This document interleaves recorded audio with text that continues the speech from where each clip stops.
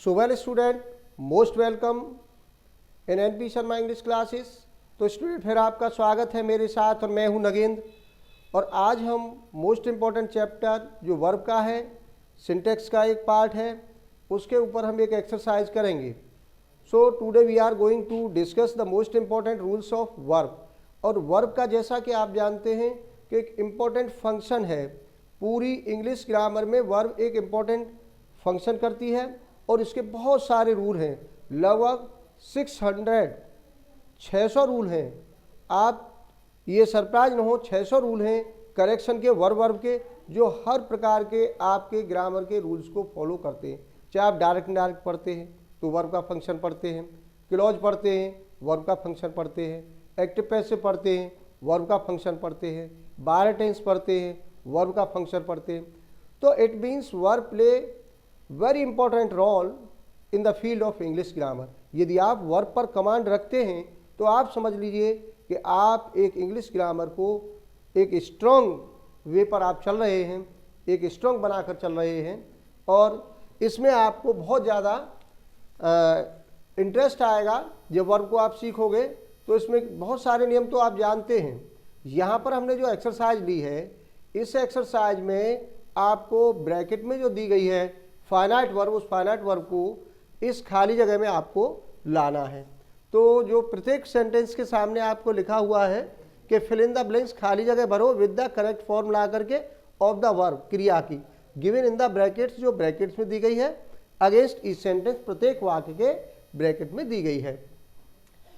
अब आ जाइए, पहला सेंटेंस है, जैसे Sarla said that her mother would, खाली जगह गो टू आगरा, और ब्रैकेट में आई है आपकी गो क्रिया, गो क्रिया आई है, और यहाँ भी गो ये लिख गया है। चलो इसको हटा देते हैं यहाँ से, वुड, और फिर वर्ब लानी है टू आगरा।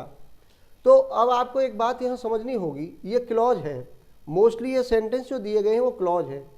क्लॉज कौन सी हैं कि एक प्रिंसिपल क्लॉज है इसमें और एक नाउन क्लॉज है।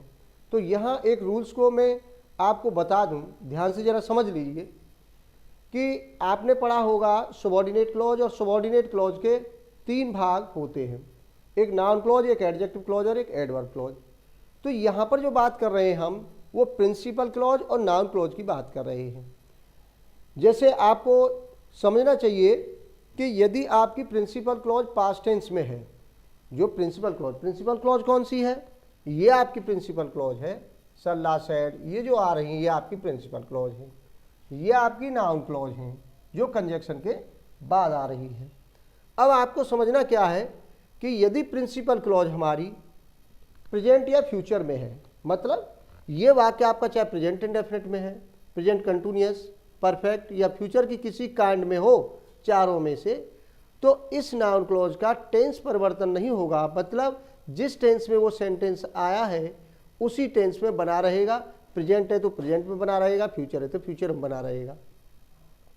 यदि ये पास्ट में आ जाती है, प्रिंसिपल क्लॉज यदि पास्ट टेंस में आती है, पास्ट इंडेफिनिट में आती है, या कंटिन्यूअस में आए, परफेक्ट किसी भी टेंस में आती है पास्ट के, तो हर दशा में नाउन क्लॉज का आपको टेंस चेंज करना पड़ेगा। अब कैसे टेंस इसका परिवर्तन करना होगा, इसका एक रूल है। क्या रूल है कि यदि मान लीजिए आपकी पीसी पास्ट में आ गई है और ये सेंटेंस मान लीजिए आपका प्रेजेंट इंडेफिनिट है, तो ये किस में चला जाएगा, पास्ट इंडेफिनिट में। मतलब प्रेजेंट की चारों काइंड पास्ट की चारों काइंड्स में जाएंगी। यदि आपकी नाउन क्लॉज प्रेजेंट इंडेफिनिट है तो पास्ट इंडेफिनिट में चली जाएगी, प्रेजेंट कंटिन्यूअस है पास्ट कंटिन्यूअस में चली जाएगी, प्रेजेंट परफेक्ट पास्ट परफेक्ट में चला जाएगा, present perfect continuous past perfect continuous में चला जाएगा। मतलब the 4 kinds of present tense are changed into 4 kinds of past tense, मतलब सेम 4 काइंड्स ऑफ पास्ट में चली जाएंगी।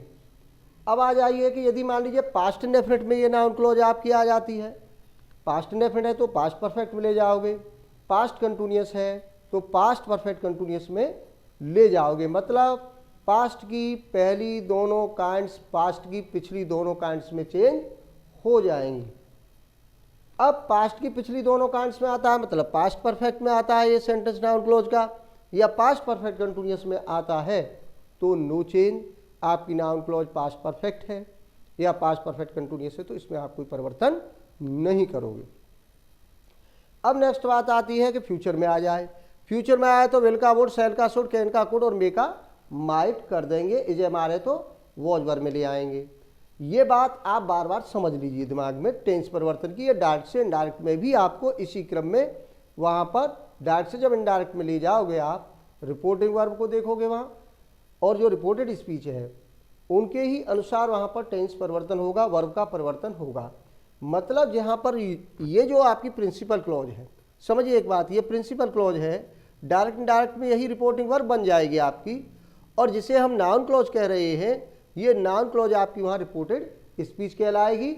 जो रूल यहाँ फॉलो होंगे वही रूल आपके डायरेक्ट से इनडायरेक्ट में भी होंगे। इसका मतलब डायरेक्ट इनडायरेक्ट के भी रूल यही हैं।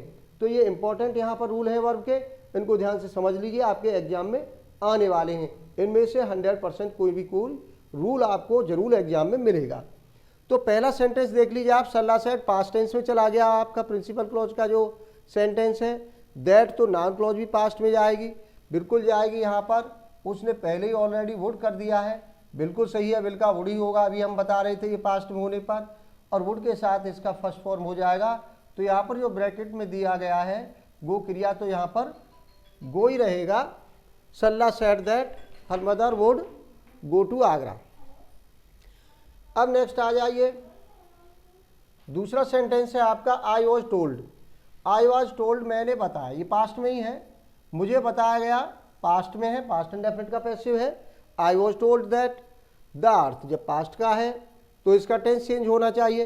अब यहाँ देखिए बड़ा इंपॉर्टेंट ये सेंटेंस हमने लिया है इसीलिए कि अभी हम ये कह रहे थे कि यदि आपका प्रिंसिपल क्लॉज का सेंटेंस पास्ट में है तो नाउन क्लॉज का टेंस हर दशा में बदला जाएगा। लेकिन एक जगह एक्सेप्शन आएगा, अपवाद आएगा, जहाँ पर जाकर आप भले ही आपकी पीसी पास्ट में हो फिर भी एनसी का टेंस चेंज नहीं होगा। यदि 3 शर्तें हों, कौन सी हों? आपका नाउन क्लॉज का जो सेंटेंस है उसमें यूनिवर्सल ट्रुथ है, या हैबिचुअल फैक्ट है, वो हैबिचुअल एक्शन है उसमें, या आपका प्रोवर्ब है। यदि ये 3 शर्तें नाउन क्लॉज में हैं, इन्हीं से संबंधित कोई सेंटेंस नाउन क्लॉज में है, भले ही पीसी पास्ट टेंस में है, फिर भी आप नाउन क्लॉज का टेंस चेंज नहीं करोगे। ये अपवाद है, मतलब नियम गलत हो रहा है एक तरह से। अभी तक हम कह रहे थे पीसी पास्ट में है तो नाउन क्लॉज का टेंस चेंज होगा, अभी कह रहे हैं पीसी पास्ट में हो भले ही, फिर भी एनसी का टेंस चेंज नहीं होगा। लेकिन वो 3 शर्तें हैं, बस बाकी सब में चेंज होगा। केवल तब नहीं होगा जब आपका नाउन क्लॉज का सेंटेंस यूनिवर्सल ट्रुथ है, या आपका हैबिचुअल फैक्ट है, या आपका प्रोवर्ब है, कोई कहावत उसमें आई है। जैसे अब इसी में समझ लीजिए, ये सेंटेंस है आई वॉज टोल्ड है दैट द अर्थ खाली जगह राउंड द सन, या मूव आया है, मतलब पृथ्वी सूर्य के चक्कर लगाती है। ये यूनिवर्सल ट्रुथ है, मतलब सार्वभौमिक सत्य है, ये सदा एक जैसे रहते हैं, इनमें कोई चेंजिंग नहीं होती है। जैसे सूर्य पूरब में निकलता है, सूर्य पश्चिम में छुपता है, पृथ्वी गोल है, सूर्य गर्म है, आकाश नीला है, 2 और 2 4 होते हैं। अब आपने मान लीजिए टेंस चेंज कर दिया कि पृथ्वी सूर्य के चक्कर लगाती थी। कायदा कहता है कि आपके पास्ट टेंस में आई है प्रिंसिपल क्लॉज, और आप इसे पास्ट इंडेफिनिट में ले जाएंगे क्योंकि प्रेजेंट इंडेफिनिट का है, तो इसका अर्थ निकल कर आएगा कि पृथ्वी सूर्य के चक्कर लगाती थी। तो आपका ये गलत हो जाएगा, क्योंकि यूनिवर्सल ट्रुथ सदा एक जैसा रहता, इसलिए आप इसका टेंस चेंज नहीं करोगे। तो यहाँ पर क्या आ जाएगा कि द अर्थ मूव्स, SIS लाओगे आप, इसमें एक वचन है मूव्स राउंड द सन।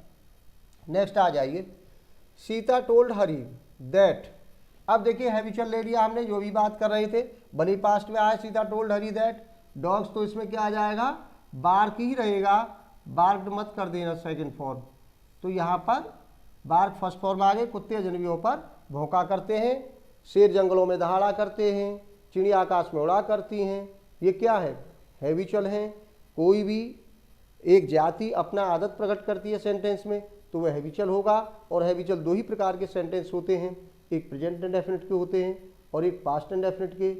तो प्रेजेंट इंडेफिनिट की पहचान ये है कि सब्जेक्ट प्लूरल होगा, कॉमन नाउन होगा और पूरी जाति का बोध कराएगा, मतलब आदत प्रकट करेगा। और पास्ट के जो हैबिचुअल होंगे वो हमेशा यूज टू से बनेंगे, जो इसमें आएगा अभी सेंटेंस वो भी लेंगे। तो अब समझ गए होंगे कि ये हैबिचुअल है, dogs bark at the stranger, तो ये बार की ही बनी रहेगी।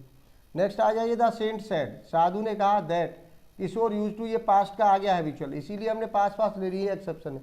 याद रखिए किसी भी सब्जेक्ट में एक्सेप्शन वाला क्वेश्चन है वो बड़ा इंपॉर्टेंट होता है, एग्जाम में एक्सेप्शन से ही संबंधित वो पूछता है, इसलिए एक्सेप्शन वाले रूल्स को ज़्यादा याद करिए, चाहे किसी भी विषय का हो, फिजिक्स का हो, मैथ का हो, केमिस्ट्री का हो, इंग्लिश का हो, तो उसको ध्यान से आपको समझना होगा। तो यूज टू आ गया है, आपको पता है कि जब ये पास्ट का हैबिचुअल है तो आपकी फर्स्ट फॉर्म ही बनी रहेगी यहाँ पर, तो क्या हो जाएगा, रिमेंबर का रिमेंबर जो कि तो आ जाएगा यहाँ पर कि Kishore used to remember his dead father, Kishore अपने पिता को याद किया करता था, वह बचपन में चोरी किया करता था, राम बचपन में धूम्रपान किया करता था, ये हैबिचुअल हैं। और इस तरह की यदि सेंटेंस आपका नाउन क्लॉज में तो उसका टेंस चेंज नहीं करोगे, भले ही ये पास्ट में आया है। नेक्स्ट आ जाइए, पांचवा है, Gopal said that he did not. अब देखिए यहीं से पता लग गया कि डिड नॉट आ गया तो फर्स्ट फॉर्म आने वाली है, हेल्प का क्या रहेगा, हेल्प ही आ जाएगा, ये तो आपको पता ही चल गया। रीना सेज, अब देखिए प्रेजेंट में आई है, अब ये प्रिंसिपल क्लॉज किस में, प्रेजेंट में आई है, तो इसका टेंस परिवर्तन नहीं होगा, मतलब जिस टेंस में है उसी में रहेगा, मतलब प्रेजेंट इंडेफिनिट ही रहेगा। दैट हर ब्रदर, तो यहाँ पर गेट का कर दोगे गेट्स। नेक्स्ट आ जाइए सातवां आपका, Meera replied, Meera replied past में चला गया, that her mother was, past में दिया ऑलरेडी, बिल्कुल सही है, एज होता तो गलत होता, आपको वॉज करना पड़ता, और यहाँ पर क्या करोगे, स्लीपिंग, कंटिन्यूअस में चला गया है। नेक्स्ट आ जाइए, the boy asked the driver, लड़के ने ड्राइवर से पूछा, if the bus was to Jattari, तो जट्टारी के लिए बस कब जाती है, कि क्या बस जट्टारी के लिए जा रही थी। अब यहाँ पर वॉज आया है, ये भी पास्ट में आया है, तो यहाँ पर क्या हो जाएगा, मूविंग हो जाएगा, पास्ट कंटिन्यूअस चला गया, बिल्कुल सही है, ये भी पास्ट है आपका और ये भी पास्ट में चला गया। नेक्स्ट आ जाए, यू टोल्ड, आपने बताया, द स्टूडेंट्स छात्र, दैट बर्ड्स, अब देखिए फिर हैबिचुअल आ गया, चिड़िया आकाश में उड़ा करती हैं, तो फ्लाई का फ्लाई रहेगा, पास्ट में नहीं जाएगा, टेंस चेंज नहीं होगा, birds fly in the sky, क्योंकि सब्जेक्ट प्लूरल है इसमें और पूरी जाति का बोध हो रहा है, पास्ट का प्रेजेंट का ये हैबिचुअल हो गया। नेक्स्ट लास्ट आ जाइए, वॉक केयरफुली, ध्यानपूर्वक चलो, संभल कर चलो, लेस्ट ऐसा न हो यू शुड स्टैम्बल, आपको ठोकर लग जाए। तो आपको पहले बताया कि लेस्ट के बाद वाला सेंटेंस हमेशा शुड प्लस फर्स्ट फॉर्म से बनता है, ये पहले बात आ चुकी है इससे पहली एक्सरसाइज में, तो यहाँ पर आपका स्टैम्बल ही रहेगा और इसमें कोई परिवर्तन आप नहीं करोगे, शुड प्लस फर्स्ट फॉर्म से आएगा। तो ये हमारे 10 सेंटेंस हो गए, ऐसे बहुत सारी एक्सरसाइज हैं, बड़ी एक्सरसाइज भी हम आपको देंगे, इनको ध्यान से समझ लीजिए, नोट कर लीजिए, और यदि हमारा चैनल सब्सक्राइब नहीं किया है तो अवश्य सब्सक्राइब कर लीजिए, आपको लेटेस्ट वीडियो मिलती रहेंगी। तो स्टूडेंट्स आज बस इतना ही करेंगे हम, थैंक्स अ लॉट।